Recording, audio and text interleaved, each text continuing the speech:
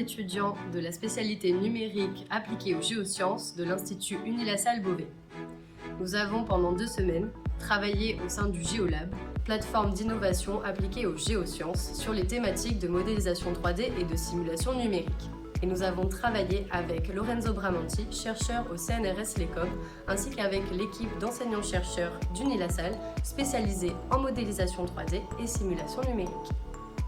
Notre étude a pour but de simuler la pérennité de la reproduction du corail rouge dans des hôtels à coraux face aux courants marins.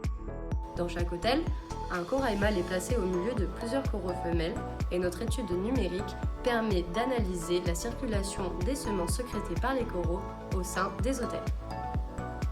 Voici l'objet de notre étude, à savoir l'hôtel, la grotte, la boîte à coraux. La première étape a été de le modéliser en 3D via le logiciel CATIA de la 3D Experience. Une fois cette étape réalisée, nous y avons ajouté des modèles de coraux préexistants afin d'avoir des résultats de modèles pour les simulations.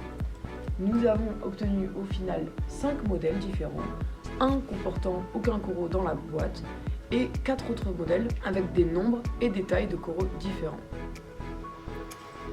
2 modèles ont été imprimés en 3D de 2 manières différentes et à l'échelle 1/10. Tout d'abord, nous avons imprimé notre hôtel à coraux avec une technologie FDM. Et nous obtenons donc un résultat précis au millimètre près. Pour notre plateau à coraux, nous avons utilisé une solution SLA.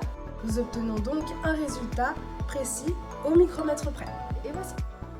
Après avoir modélisé la grotte sous CATIA, nous l'avons importée sur Xflow pour étudier l'écoulement de l'eau autour et à l'intérieur de cette boîte. Cet écoulement peut varier selon 4 paramètres. La taille des coraux dans la boîte, qui peut être soit de 15 cm, soit de 7 cm. Également le nombre de ces coraux dans la boîte, qui peut être 9, 5 ou 0. Nous avons également étudié la vitesse du courant, qui peut être de 20 cm par seconde par temps agité ou de 8 cm par seconde par temps calme. Et enfin, la direction de ce courant autour de la boîte. Il peut arriver de face, de dos ou de côté. Après simulation sur Xflow, nous avons construit un graphique pour chaque simulation représentant la variation d'eau à l'intérieur de la boîte. Nous avons sorti 2 chiffres. Le premier, c'est à partir de quel moment l'eau commence à stagner dans la boîte, et le deuxième, c'est le taux de renouvellement d'eau dans la boîte à la fin de la simulation.